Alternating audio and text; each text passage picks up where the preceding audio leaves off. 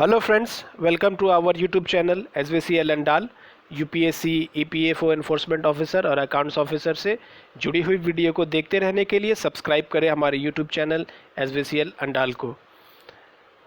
आत्मा सीरीज़ का ये छठा वीडियो है। आत्मा यानी कि अकाउंटिंग थ्योरी और management accounting, UPSC enforcement officer और अकाउंट्स ऑफिसर एग्जाम 2020 से जुड़ी हुई ये वीडियो है।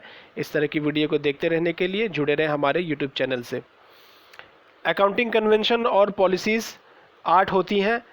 3 को ऑलरेडी हम लोग डिस्कस कर चुके हैं। Convention of disclosure, convention of materiality, convention of consistency. इसकी वीडियो की लिंक नीचे डिस्क्रिप्शन में दी हुई है, उसे भी आप एक बार ज़रूर देख लें। चलिए आज के वीडियो में शुरुआत करते हैं कन्वेंशन ऑफ कंजर्वेटिज्म और प्रूडेंस से। Conservatism is the policy of playing safe. According to this convention, all anticipated losses should be recorded in the books of accounts, but all anticipated or unrealized gains should be ignored। साधारण शब्दों में इसका अर्थ यह है कि convention of conservatism यह बताती है कि अकाउंट्स जब भी हम लोग मेंटेन करेंगे तो उसमें संभावित जो लॉस हो सकते हैं आने वाले समय में, उसे हम लोग अकाउंट्स में ज़रूर मेंशन करेंगे और प्रॉफिट से उसको माइनस करेंगे और उसको माइनस करके हम लोग प्रॉफिट शो करेंगे।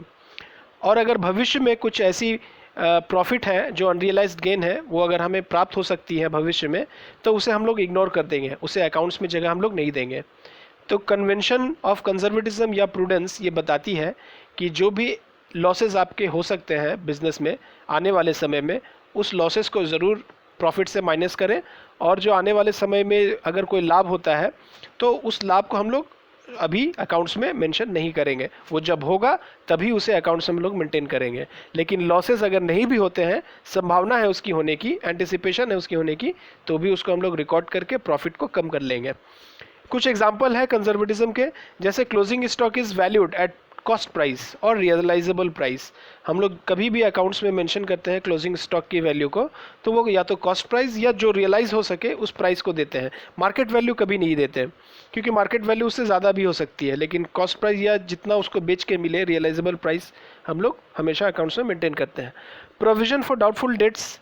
डाउटफुल डेट्स का अर्थ यह है कि किसी को हम लोगों ने सामान बेचा अपना, वो हो सकता है आने वाले समय में पैसे ना दे, तो उसे ही हम लोग डाउटफुल डेट्स कहते हैं। तो उस तरह के देनदारी को हम लोग अकाउंट्स में माइनस कर देते हैं प्रॉफिट से।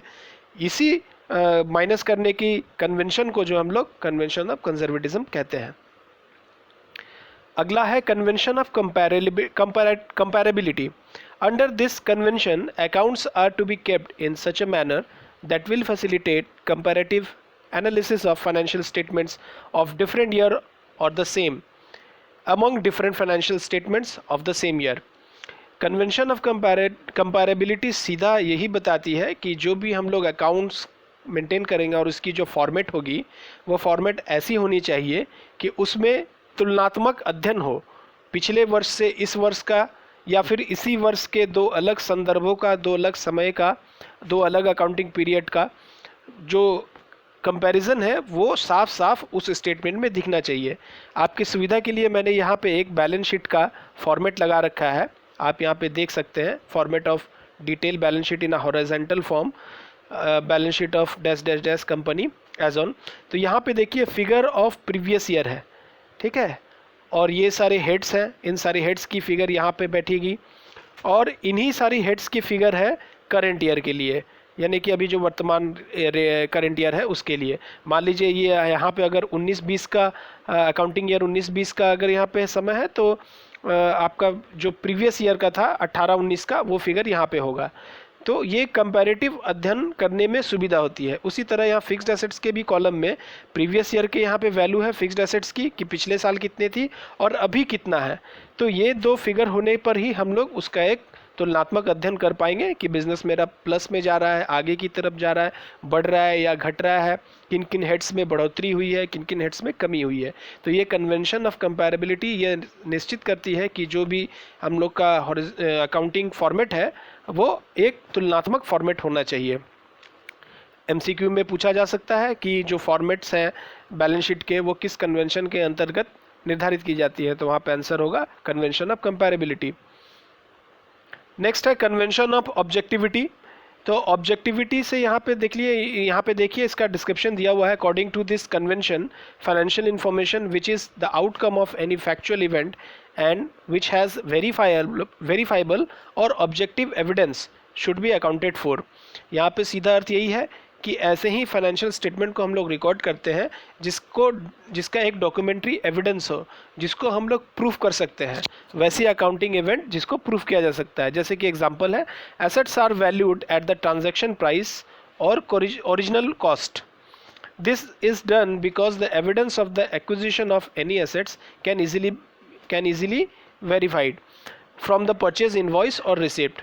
हम लोग जो भी एसेट्स खरीदते हैं तो उसका जो ओरिजिनल कॉस्ट है उसी को हम लोग अकाउंट्स में शो करते हैं, और इसलिए कर पाते हैं क्योंकि उसका जो परचेज इनवॉइस है, खरीदने पर जो मिलती है स्लिप हमें या रिसिप्ट, वो हमारे पास होती है। On the other contrary, if valuation of assets is done at the market price, the same cannot be verified as no dependable objective evidence of the market price is available। यदि हम उसी assets को market value में अगर record करते हैं अपने books of accounts में, तो उस मार्केट वैल्यू को हम लोग वेरीफाई नहीं कर पाएंगे, क्योंकि वो दिन ब दिन चेंज होती रहती है और उसका कोई जो एविडेंस नहीं है, कोई भी पर्टिकुलर डॉक्यूमेंट नहीं है जो बताती है कि मार्केट वैल्यू आज इतना है। तो इसलिए हम लोग जो भी एसेट्स का ओरिजिनल प्राइस है जिसमें हम लोगों ने उसको ख़रीदा है, उसी प्राइस को हम लोग शो करते हैं, ना कि मार्केट प्राइस को। तो कन्वेंशन ऑफ ऑब्जेक्टिविटी कुल मिलाकर यह बताती है कि यह एक ऐसी कन्वेंशन है जिसके अंतर्गत हम लोग उन्हीं अकाउंटिंग स्टेटमेंट्स को रिकॉर्ड करते हैं जिसका डॉक्यूमेंट्री एविडेंस हो और जिसको हम लोग जस्टिफाई कर सकते हैं with the help of proper documents which is in black and white.